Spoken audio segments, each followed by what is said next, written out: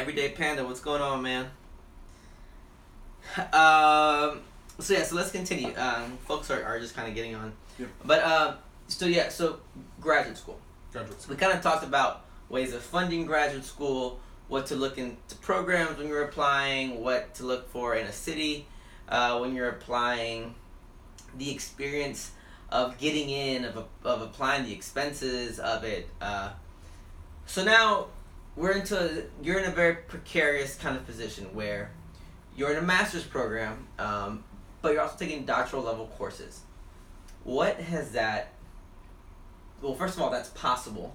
Yes. So in case master students don't know, that's definitely possible. Yeah. But what has that experience been like?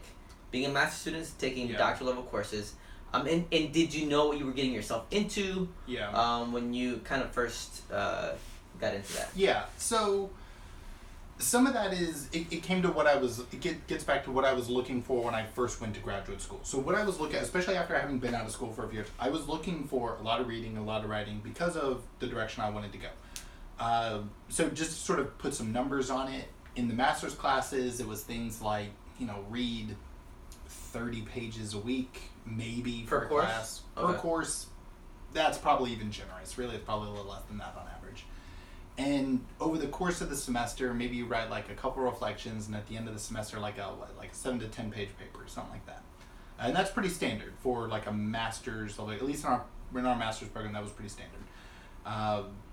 And that was a part of what I was frustrated with. There was a certain just question of quantity that I didn't think was enough. And so I knew going into the doctoral classes that some of it was just there was going to be more.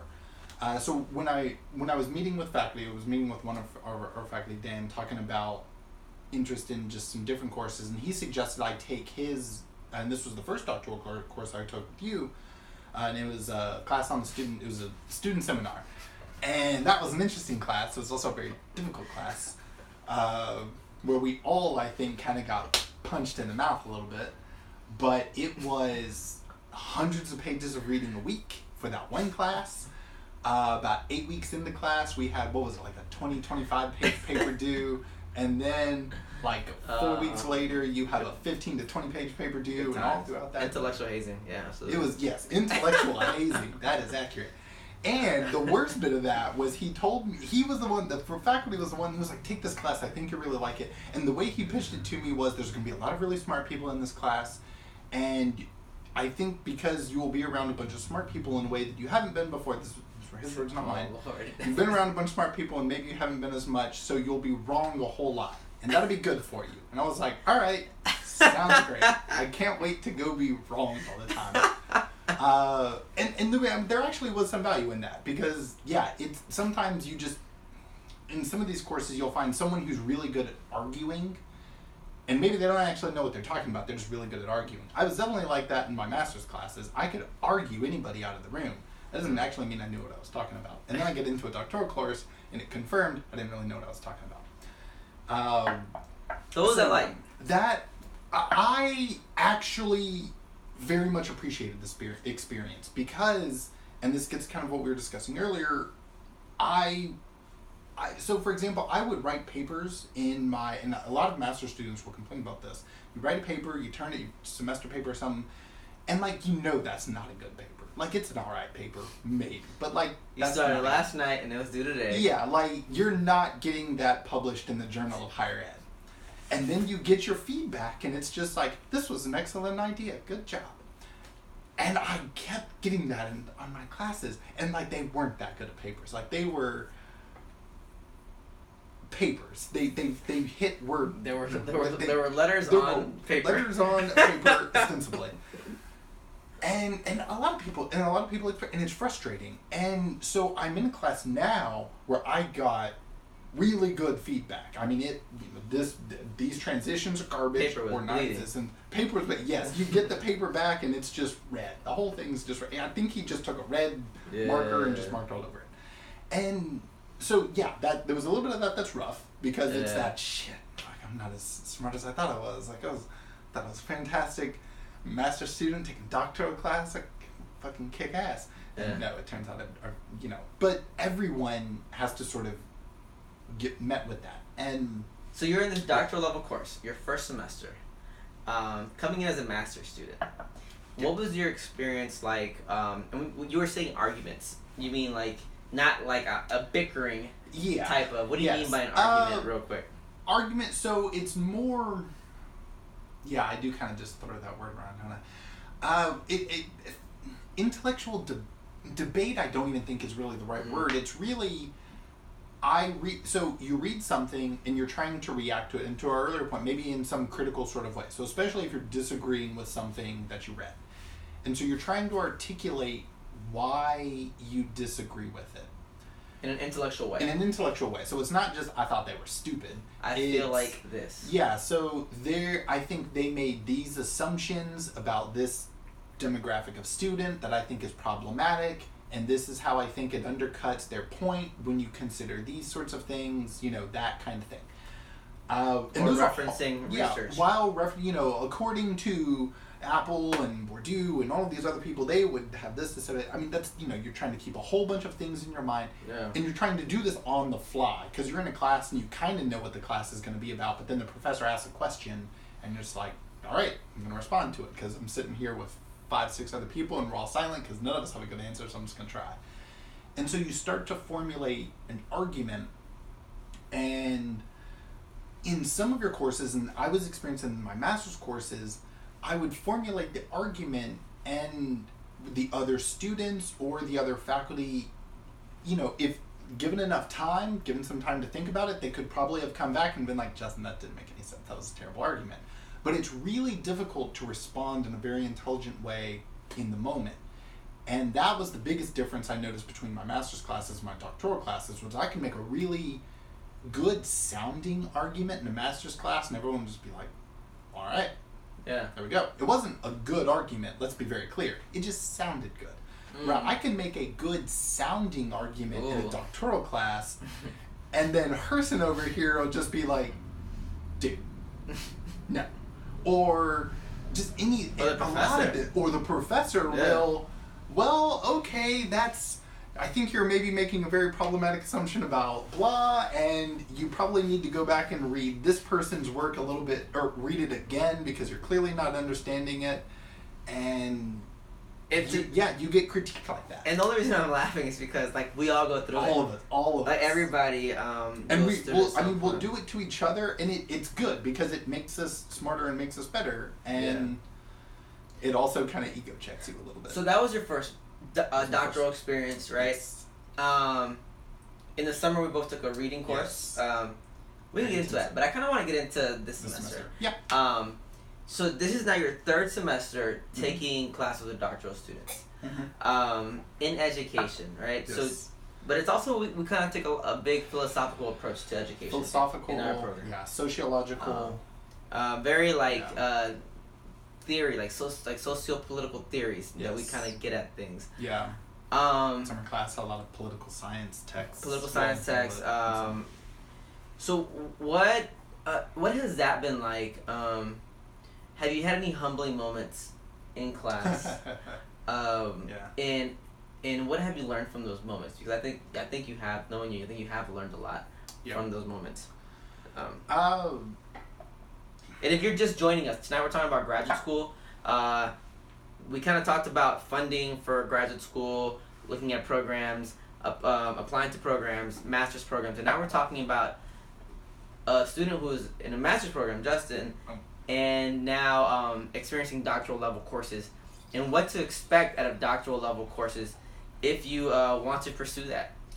What's it going to be like? What's the expectation? What's the workload? Where is your thinking going to go? How are you going to get humbled? Yep. And how to build upon that humility for the betterment of yourself? So yes, to the question, kind of that humbling moment. The thing you realize very quickly, I found this my first semester, and I found it in our summer class, and I found it this semester too. And so initially you get hit with, you have to read a lot more than you've ever had to read before, and you have to. What are you reading right now? This semester, how many pages were you reading about a week? Because 2 of our classes are the same. Yeah, 2 of our classes are the same. So I was reading on average book a week. What's expected? Half a book for one class and a half a book for other classes. Maybe like 500 pages? 400 to 500 pages? Probably, around, I'd say 300 a week for both of those classes together. Really? Plus... That full code book was like 200 pages each. Well, those are the most recent ones. When you write a thesis, sometimes stuff goes out the window. The earlier ones were about 150 pages, 160 pages a week. And, then things went off the rails. And when we say pages, it's not the quantity of pages either. It's also about the density of these pages. It's much more dense writing. It's much more... So the point is, 400 pages a week. Plus, I was working on my thesis. So I have books to read for that. Reading a bunch of articles. Some weeks will be more than others. But yeah, it could... I think probably total, you're looking at like 400... You could be reading 400 pages a week. So you're expected to read things that are assigned for class and things that you should be reading for your own writing purposes. And your research. And your own research. Yeah. So you're doing democracy stuff. So you're reading also your John Dewey's and all that stuff. Reading a lot of Michael Apple now. In addition things like that. to your assigned coursework. Yes. So, this is not meant to scare anybody. No. This is meant to prepare people. And here's my point, because I think this was sort of the encouraging thing for me, was that first I was hit with, do all this reading, do all this writing that I've never had to do before. And you find that when you are challenged and expected to do it, you just rise to the occasion and do it. Now, that's not to say some things didn't have to get cut. So, you want to go out and you want to have fun, and I did a whole lot of just reading and writing on Friday night. That's just sort of the game. I don't really watch movies and TV shows as much anymore. And then during the summer, I was just like, all right, these 2 shows I just want to get caught up on. We're watching that, and that's about it. Working out, eating well. Yeah, that's the thing a lot of graduate students struggle with is maintaining their health, physical health, mental health, which if we want to get into a little, but my larger point is, I actually found that hitting the page requirement and hitting the reading requirement wasn't even so much what sort of checked me. Once I knew I was going to be doing more, and I wanted to do more, so maybe that kind of one hand washed the other. But that wasn't so much the hard part. It's the check comes in when you're like, all right, now I got to write something smart. I could just fart out a 20-page paper. That didn't matter, but it was not good. That metaphor. Yeah. That's a thing I brought with me from Kentucky. I brought 3 things with me from Kentucky. That metaphor, bourbon, and... You told me once I have a bit of an accent. Maybe yeah, you have a little accent. Yeah, you have a little accent. The amount of, but it's I'm trying to do something, I'm trying to write something I care about, I'm trying to write something smart, and that's and by smart, in intellectual capacity. Yes. Yeah. And so the thing that I still struggle with, and I think we all kind of struggle with and try to get better at is, I'm going to write this paper, I'm going to give it to my faculty member, and they're going to tear it apart. And that's a good thing.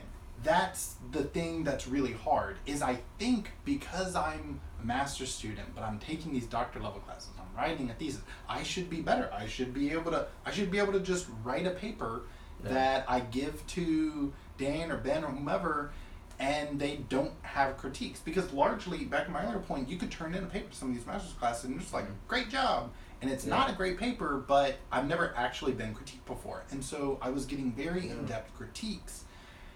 And at first, that's tough. That's real. Because if you're at this level, you probably, not always, but you probably have been a very successful, very good student, getting high marks and everything for most of your life.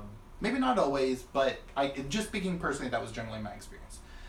And to be very hard critiqued, and then to respond to that critique, and then know that critique is a part of the education and it's a part of getting better at what it is you're trying to do, and accepting that. So you were getting critiqued in your writing arguments. Yep. And in your class. Verbal arguments in class.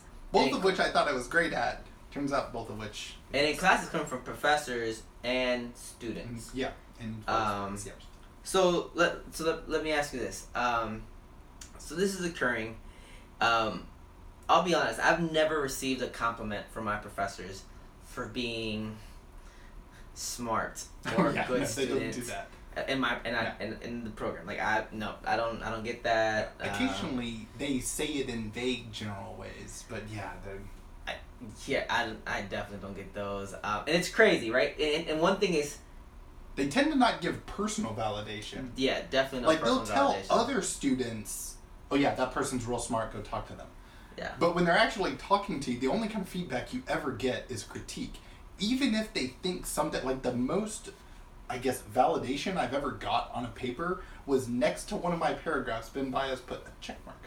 And he didn't cross off anything in the paragraph. And I'm telling you, I saw that and I was just like, boom! Mama, we made it. Like, and that's, yeah. That's oh like my God. I'm so weak. He said a check mark. And to give you an idea, we've mentioned Ben Bias a couple times tonight. He is well-respected professor in the field of higher education. He is hands down the most intelligent, the most intellectual person I've ever met in my life. Very smart. Hands down. Very smart. Just brilliant person. And his predecessor is kind of Dan Saunders, who's our other professor, who is also very smart, very young. Yeah. He's 35? 35. 36, yeah.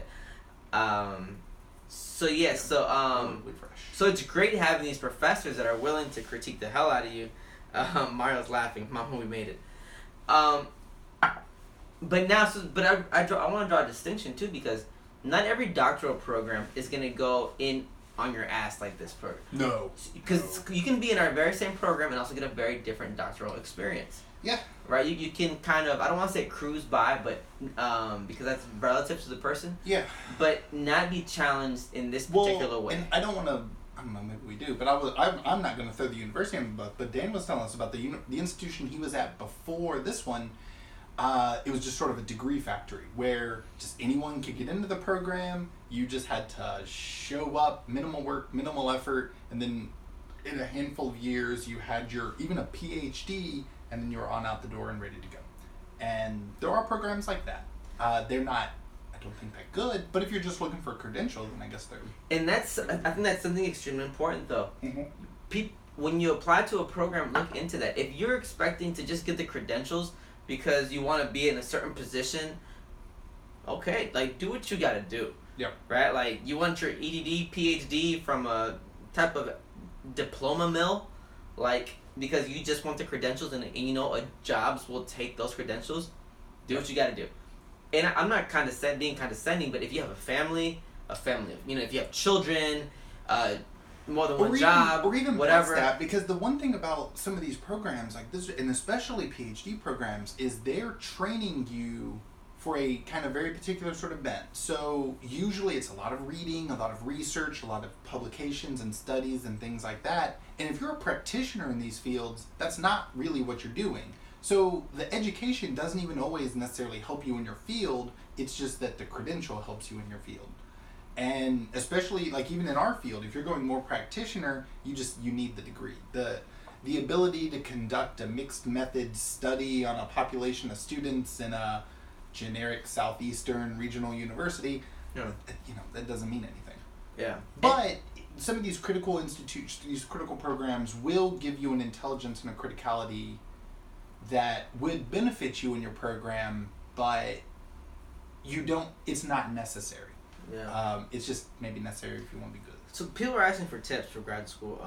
I'll say real quick that one of the biggest tips that I could suggest, specifically for doctoral programs, because my master's program was very much, applying to it was very much a blur, like extremely first generation, no idea what the fuck I'm doing, just I hope I get in, fingers crossed. But for doctoral programs, look into professors that are at the university who are doing the work that you want to do. Read their articles. Go on Google Scholar. Google Scholar is a great website. Type in the professor at the university that you're applying to. Read their work. See what they're writing about. See what they're interested in. Because ultimately, you're going to need someone who's going to chair your dissertation. And by that, I mean an advisor who you're probably going to spend a lot of time with.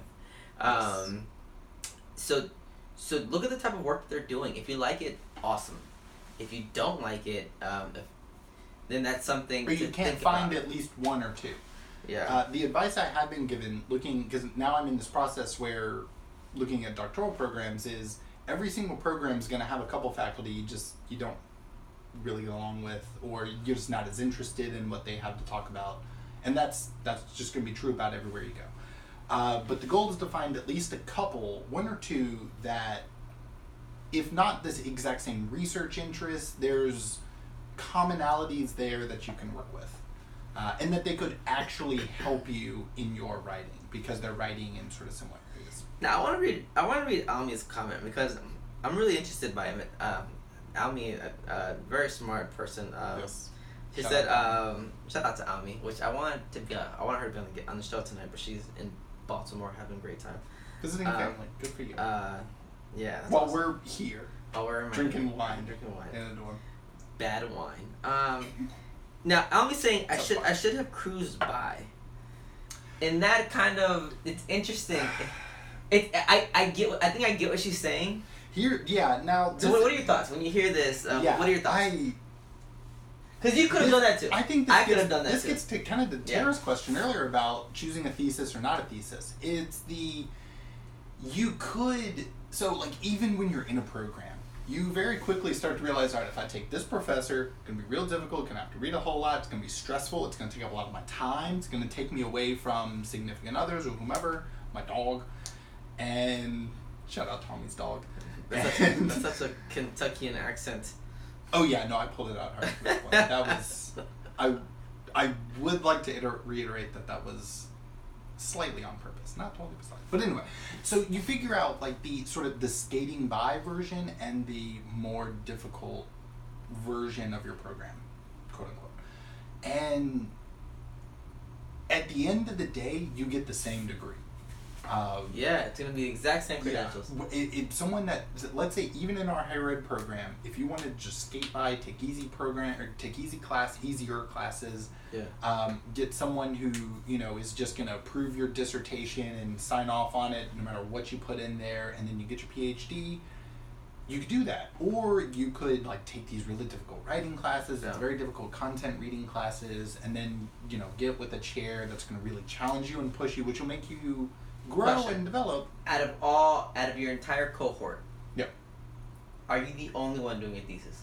Oh yeah, definitely. So out of my entire cohort, my line brother and I, Mario, who's actually on, we're the only ones to do a graduate certificate in African diaspora studies, which was a kick in the ass for both of us. Great things about that program. And will you be the only one that goes on to a doctoral program, most likely from your program? I would say there's straight out. Definitely. I'd say there's probably a couple people who will eventually get a doctorate. But to put that in perspective, in my intro class, the professor asked, how many of you all think eventually you'll one day get a PhD?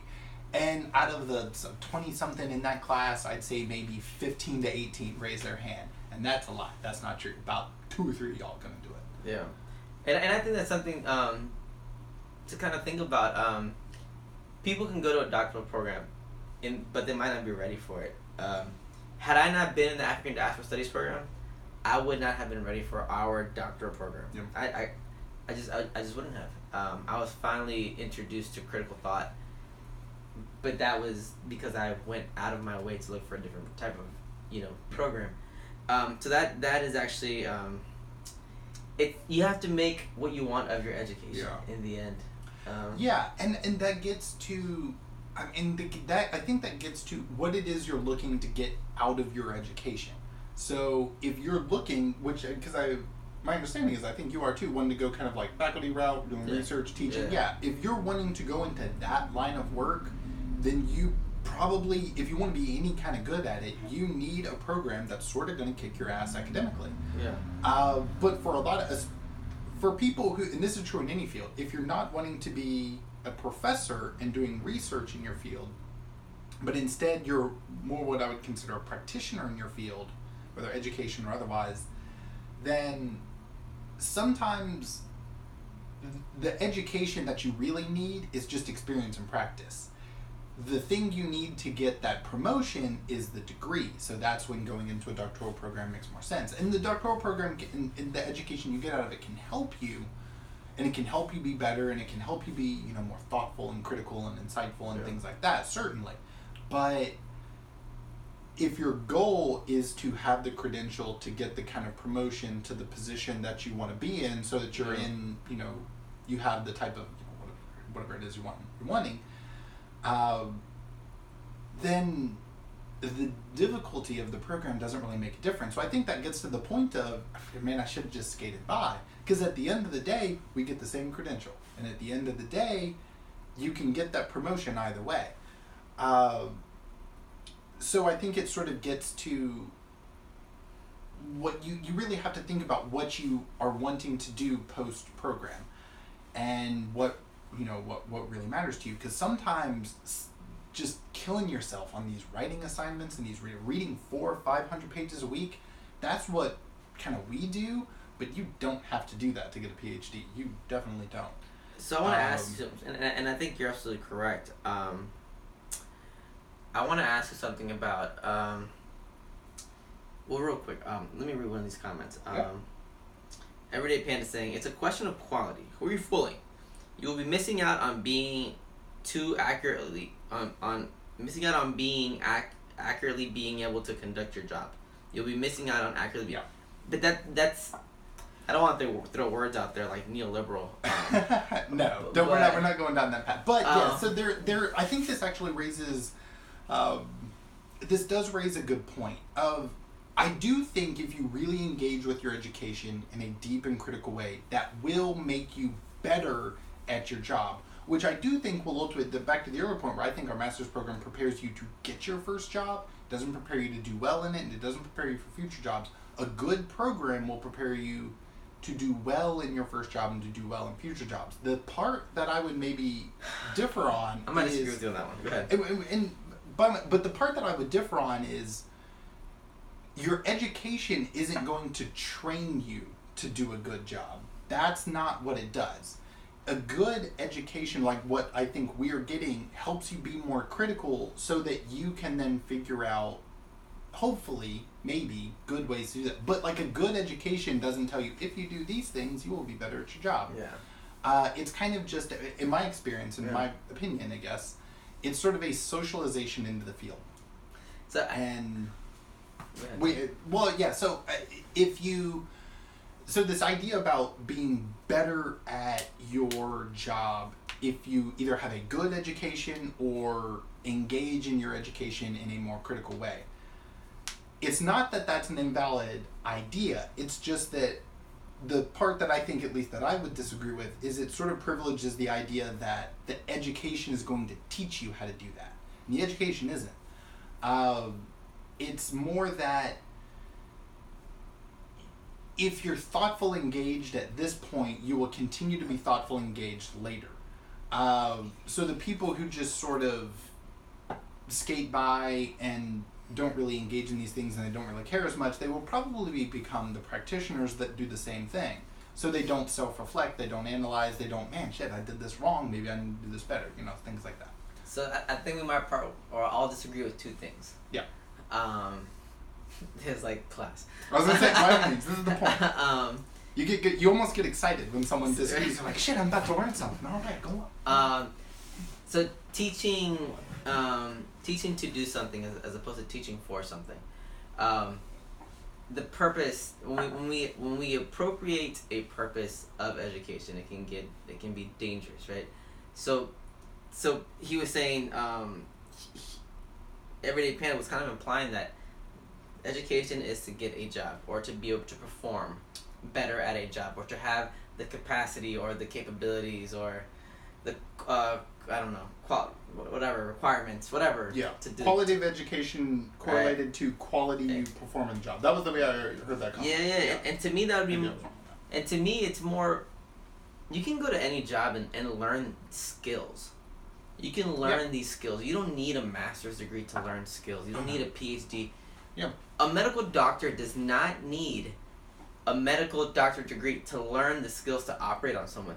They need the degree to legally be able to operate on someone, but they don't need a degree to learn how to do these things, right? The experiences that come with the degree enable you to do that or to enact that, right? So to me, education, at least the master's degree, maybe perhaps we've been taught and trained to think of it that way, right, for different reasons. But that to me is where does that logic take us, right? Where can it take us when we start thinking that education is for this exact purpose? And I'm more so critiquing what he's saying. I'm saying, all right, you can get an operation from someone without a medical doctor. For example, in Nicaragua, someone might have a MD degree. They come to the United States and they're now a janitor, right? Because they can't just. They don't have an MD degree from the United States. Does that mean that they can't operate or perform a surgery on someone? Okay, right. That's the first point. And I forgot what the second point was. This often happens. This is what wine does to you. This is what often happens. But that's just kind of what I'm thinking about. Okay. So what do you think? To that point, so yes, the piece of paper is not what allows you to operate on someone, and the piece of paper is not what allows it's a credential. A dean of students to actually do some good at their university. The piece of paper has nothing to do with it. Ostensibly, I'm always saying yes. That's exactly what it means. Yes, that is okay. Boom. There we go. The paper isn't what actually does it. It's the. Presumably, you get an experience. The piece of paper is what allows you to do it. Really, is what it is. It's the medical degree that allows you to operate. At least legally. Well, right? Politically, yes. It's the way our social construct, and by I mean just like in America, the way our society sort of functions is we value these sort of credentials. So the degree is it's what gets you the interview, it's what gets you the foot in the door. Whether it should or shouldn't be that way is, I think, a separate conversation that sort of maybe gets to your point. But no, you don't need a medical degree from an accredited university to be able to operate on someone. You need to have learned how to operate on someone to be able to operate on someone. And you can really get that knowledge anywhere. Well, from someone that knows how to do it. Interesting, because I'm with you, but I'm now thinking, let me know what you think. I would value more the experience over a degree. Yeah. Because what does a degree actually tell us? So I have a master's in this. Well, I have 10 years of experience in this. What does the degree actually tell us? What does experience actually tell us? Because experience can also be problematic. But I think it gets back, and I wish it would have maybe. We might need to have an episode on neoliberalism. Because it kind of gets back at it that the idea that we have to privilege one over the other, right? The way we set up entry-level positions, recent graduates, we're basically setting them up to fail unless you're coming from an upper-class background. Hold on, you just threw that out there. In what way? What do you mean? In the sense that people are under this idea that if I get this master's, if I get this PhD, I'm going to get a job. As opposed to, when you look at job requirements, it's 10 years, in a field, and, a master's or something like. Yeah. So I'm questioning the logic of what we value as a society when it comes to applying for jobs, and how we value the idea of, or how we interpret the logic and purpose of education. That's kind of what I'm kind of looking at. Not that I don't even think I necessarily disagree with you on that point, but I think the other way to look at it is, I don't know that it's so. Put it in the perspective of the person doing the employee, the person hiring someone, the employer. What to me they're really looking for is somebody or something to tell them what decision to make. So if I'm looking to hire you for a position, or let me flip that around. You're looking to hire me for a position that you have open. Generally speaking, I think employers are just looking for somebody or something to tell them what decision to make. Should I hire this person or should I not hire this person? Because I don't know this person. I just met him today. So if I have a degree, or the way that employers seem to view that is, this is somebody I think society is telling that this person is employable, that they know things, that they'll be able to do the job well, because we think of universities as job training facilities. Whether we should or shouldn't is a different sort of argument. I agree with that. But that's sort of how we view them. Yeah. So the value really isn't in the experience, it's in the credential in terms of getting the job. Now, once you actually are in the job, the value isn't in the credential, the value is in the experience, or if you had a very quality education, then your education can maybe play a part. But that's where you're kind of weighing the options, and that's what I kept saying about our master's program. Our master's program is really good at getting you a job. Maybe you are really good at that job, but the program is really good at getting it. It gives you the piece of paper in the master's degree, and it gives you some job experience, and it gives you some things you can say to get your foot in the door. You know what's interesting, because I would kind of disagree with that, because I don't think the master's program in itself, and it depends how we're defining the master's program. I'm defining it as classes that are required, a program of study. I'm not including a graduate assistantship, because that's not part of the program. We have plenty of people who work outside of the program, who are part-time employees. Sometimes I do privilege that. I will say, and a part of the reason I privilege it that way is, one, just the majority, but there are, in our field, and the other school that I interviewed at, that was actually a requirement. Assistantship was required. A lot of schools do that, some schools don't. But that's a good distinction. That's not necessary. But I would argue someone with a master's degree and an assistantship, knowing nothing else about the student, is probably much more likely to get a job than someone with master's degree, but they didn't have an assistantship and they don't have experience in this field. Which gets to another point real quick. Which is problematic, but absolutely. Also, which gets to another point real quick. Minority serving institutions oftentimes do not have the funding that PWIs have for graduate students. Yep. So if you're looking into applying at minority serving institutions, whether it be your HBCUs, your historically black colleges, universities, Hispanic serving institutions, tribal colleges, whatever, they most often do not have the funding that predominantly white institutions have. So that means there's less funding for you as a graduate student and graduate assistant. So that's something to keep in mind when you're applying to graduate school. It's we can look at it from a racism framework. We can look at it from a classism framework. But the point is that it's true. Unfortunately, usually it gets to these are things to think about. Some of it gets to the elitism of the institution, relative, especially if you're talking about public schools, the internal state ranking of it. So as a good example of that, so our program I think has somewhere in the neighborhood of like 45, 46 tuition waivers that it can give out for graduate assistantship. So it's we'll cover your tuition as a graduate assistant. And so we offer about 40 something of those. But there's, like I was saying, about 70 something people in our program in total.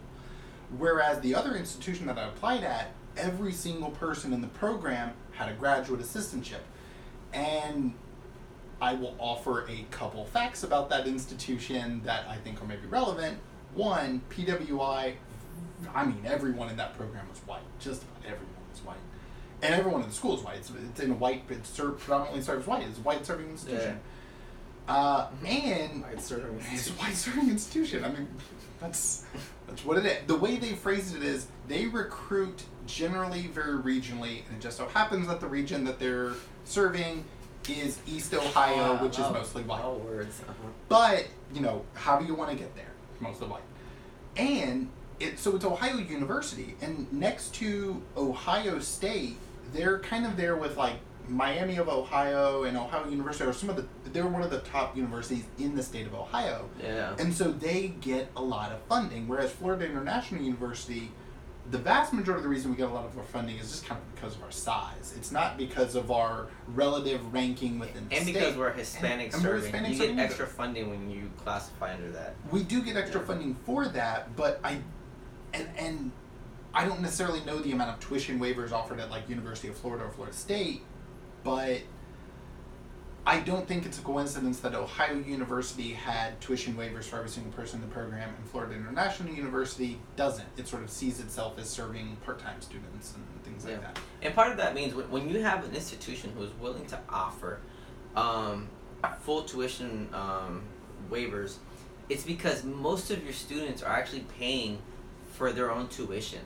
So that means that other students are able to get subsidized. Mm-hmm. So that's something to think about too. That's why Harvard's able to, Yale, Princeton, because most of the students... And not even them. And they have huge endowments, too, which are kind of rooted also in slavery, which is crazy. But something to think about. But even public flagship universities, so like your University of Florida, back where I'm from, University of Kentucky, University of Arizona, University or Ohio State, University of Wisconsin-Madison, those flagship universities are usually older, they built up larger alumni bases, they can donate more money, and while I wouldn't just purely say go to a university that has more money, there are a lot more opportunities at universities that just have more money for their students. So like economic opportunities. Yeah. So usually like at these elite private institutions, if you can get into them, they offer great financial aid at undergraduate and graduate levels for their students that maybe regional universities just can't. And the thing you'll notice, back to I think maybe your earlier point, when you look at elite private institutions or the public flagship institutions, vast majority of them are predominantly white. You can look at a million different factors that lead into that, but they are. Yeah, let me read some of these comments. Everyday Panda saying you need 10 years of experience out of the womb. That's about right. He's saying it's really hard to get experience. I tried to apply for the kind of practitioner position, like being an advisor at a university. 10 years ago, you needed a bachelor's to be an advisor in the university. All of a sudden, you need a master's and a couple years experience. That makes no sense to me. And, it's because... Yeah. Well, Everyday Panda... It's really because of the crash of the economy, a few years ago, but that's whatever. We can... Well, there's other reasons as well, but that was the main sort of thing that kickstarted. We should have a night just on arguments. Once this episode just on arguments. That would be really interesting. We just throw in a topic that we know we're going to disagree on and just argue about arguments. That would actually be really That'd be fun. Great. That would be fantastic. That's a great idea. 10 out of 10. Yeah. To give a grade. Like I give a shit about grades. Everyday Panda saying... you know liberal you. Everyday Panda saying it's really hard to get experience while in school, and pursue your job, internship. Yeah. But if I don't work on the side, it's difficult. Mario saying, I low-key feel like millennials were duped into viewing degree attainment as a liberating achievement when in reality it means little to nothing without experience. But that's interesting because Mario's also assuming that degrees are to get, again, we fall into this logic again of getting degrees are for the purpose of getting a job, right? 30, 40 years ago, people didn't think of degrees in this capacity. They thought about gaining knowledge, maybe 50 years ago. If you want to even go older than that, they didn't even really care about, like in the 1800s, early 1900s, they didn't really care about the knowledge you were getting. It was about socialization. It was stratifying. Yes, it was. So back then, colleges and universities were educating largely the elite. They were going to go be, government officials. They were going to be CEOs, and it had nothing to do with the knowledge you were getting. It had to do with getting socialized into a certain elite sort of way of thinking. Oh, for sure. Alright, so we're running out of time, and I accidentally closed out, so I lost all the comments. Sorry. This is where we kind of nice things. So I will say to the earlier point, the other thing that Mario I think was talking about that I wanted to, I guess, respond to is the idea of the credential plus experience. Yeah. It's if you think only one matters and the other one doesn't matter, you're wrong. I would just very plainly say that. If you think the credential doesn't matter and only experience matters in terms of getting the job. Yeah. I don't think he was saying that, right? Well, no, I don't think he was saying that. Yeah. I'm saying that up, I think, to address this point. So, because the idea of, for this entry-level position, you need a master's and 2 years experience, or 3 years experience. So, okay, and for this entry-level position, I need experience. To get experience, I have to get an entry-level position. And this is a very, you should find it disturbing and highly problematic, but also, in my opinion, fact about sort of the way our system kind of works now, is you are expected to either get a unpaid internship in your field early on, or a very low-paying, call it whatever you want, internship, co-opship, graduate assistantship is what we call it in our field. An experience. Yeah, a way to get experience without actually having full-time position, which usually you do that while you're getting your education. Yeah. Say while you're getting your graduate education, which usually means you got to take out loans, which gets into a whole other kind of financial issue. But yeah, it's a problem. It's kind of this creep of what you were saying. 50 years ago, we didn't really care about a bachelor's degree. You had to have like experience and a good apprenticeship. And then we started caring about the bachelor's degree. And then we started caring about the master's degree. Eventually, we'll probably start caring about terminal degrees and experience. And that's, we kind of had this creep. And some of that comes from whenever there's an economic downturn, there's always more people go to education because if there's no jobs for anyone, then I have to get a better credential to show that I'm better than the person next to me. It's also a way of putting off loans. There's a million kind of systemic reasons that lead to it, but it kind of gets to this idea of I'm trying to do something to distinguish myself. Yeah. And so we're running out of time. Yes. It's 10:40. I can't believe it's 10:40 already.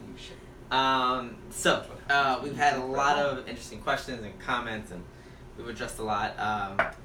So if you had some parting words regarding graduate school, the purpose of graduate school, applying, you just kind of some like final words, some advice to give to folks as we're wrapping up, what would that be? So the most important, first and foremost, and this sounds obvious, but once I think you're actually in a program, it becomes less obvious. You should know why you're getting your degree. With a bachelor's, it almost, I don't think, matters as much. You get a bachelor's in whatever, and then you can go pursue a career in, generally speaking, just about anything. Or you can go pursue a graduate degree in just about anything. But when you're pursuing a graduate degree, it's important to know why you're getting that degree. And then you sort of think about the program you're going into. So if I want to be a practitioner and I want to get this sort of job title, I need to know... What do you mean by practitioner? So a practitioner, when I'm thinking of practitioner, I'm sort of using this kind of loose and fast. I'm thinking of anyone that is not a researcher for their field. So either at a university as a professor or at like a research institute or something like that. So like an engineer doing engineering. Even in our field, someone in higher education that works in like administrative staff or something, not a faculty teaching. If you're a practitioner, usually maybe you need a credential to sort of move up, and that's why you're going, and that's fine, but you need to know why you're getting the degree and will the degree actually serve you. So when you're applying, my advice when you get to applying for a program is usually you have to write a cover letter or some kind of essay or something. I always broke that down into 3 sort of sections. Here's who I am and where I came from. Here's what I want to do. And then here's specifically how your program is going to help me achieve my career goals. And if you can't answer that 3rd question very well, then you probably don't need to be applying to that program. No. Is that it? Yes, more? I could probably go on all day, but I was trying to be succinct. I'm working on being succinct, which is not something I'm good at. Grad school teaches how to do that, right? In your writing, at least. Yes. Eventually. But yeah, Count it in your head. And I think different people have different reasons for going to graduate school. Yeah. It's funny because I actually didn't know what I wanted to do in graduate school. I was still trying to figure things out, and I think grad school can also be a time for that. You might go in thinking, and this is exactly what I want to do. Yeah. I thought I wanted to be an administrator when I went to graduate school, but then halfway through I was like, I want to be a professor. So you can also think about things, right, during graduate school. Look, it's funny is now in a doc program in my 2nd year, looking back at a master's program, I kind of see it as like, wow, I was so young. But it was the same way I thought about it when I was in my master's program when I look back on my undergrad experience. Yeah. So it's kind of relational, right? I will say that just as a very functional, practical sort of thing, when you applied to bachelor's programs, when you applied to undergraduate, you probably, no, I'm not going to say probably because even I didn't do this, but a lot of people tend to apply to a bunch of programs. When you're applying to graduate schools, do not do that. One, it's expensive. Very expensive. Applications are much more expensive. You have to send maybe GREs, and that's expensive. But also, and this is the thing that I didn't even really think about until I was kind of in the moment, is you have to go out and interview for these schools generally. And a lot of these schools, for doc programs especially, but even sometimes for or if you're going out for like a grad assistantship or something, they'll do like a weekend where everyone comes out and applies and things like that. And these all happen kind of at the same time. And so if you have 3 schools who their interview weekend is on the same weekend, you just gotta pick one. So I wasted $75 on this application for this school, and I'm not even going to be able to go out and interview for it. And maybe I can set up like a Skype interview or something like that, which is, getting into some other. So yeah, don't apply to just every graduate program. Try to find based on, whatever criteria is most important to you, and first figure out the criteria that's most important to you, whether it be location, quality of the program, the research that the faculty do, things like that. Whatever is most important, figure out what's most important to you, and then pick a few schools. I'm talking like, 2 to 4, something like that. If you're applying to much more than that, you're just wasting your money. Yeah. Nate is saying that good advice, know why, know the purpose of that degree. Mario's saying $75 for a damn chance to get in. And we can critique that too, because these schools are literally discriminating against people who cannot afford to apply to them. Right? The GRE bullshit of $27 to send your GRE scores. That's not to mention the price of taking the GRE. And the price of the application. So how many schools are you applying to? I applied for doctor program. I'm probably going to apply to 3. So that's almost $90 you'll have to spend. In GRE scores. Probably going to be around $225 to $250 in applications to the schools. And on top of the GRE that you took was about over $100. Yeah. So that's almost $700. Plus flying out and interviewing at the school, hotel. How am I going to pay for that? Nobody knows. So again, when we look at education stratifies. It's literally meant not the more. It's one thing reading it, but it's one thing experiencing it. Yeah. It's meant to keep people out. In a million implicit ways too. Or explicit, right? Possibly explicit. I won't discredit that, but and this is maybe just a point. Depends how we define explicit and implicit. Because to me, $75 for a damn application, that's some explicit shit. Well, yes. I guess the point that I would make is I don't think that it's a group of people think, let's keep these poor people out of. Really? You don't think that? I don't think they're trying to keep poor people out. I just think they don't care if they keep poor, which is just as bad. But I don't think it is an active, let's keep poor people away from this. It's just an implicit system, because really what I think those application fees are, what they're doing is they're trying to create a revenue stream, and they just want to get as many people to apply, because they don't care if it's a whole bunch of rich people applying to their program either that they're going to deny. They just want people applying and giving them money.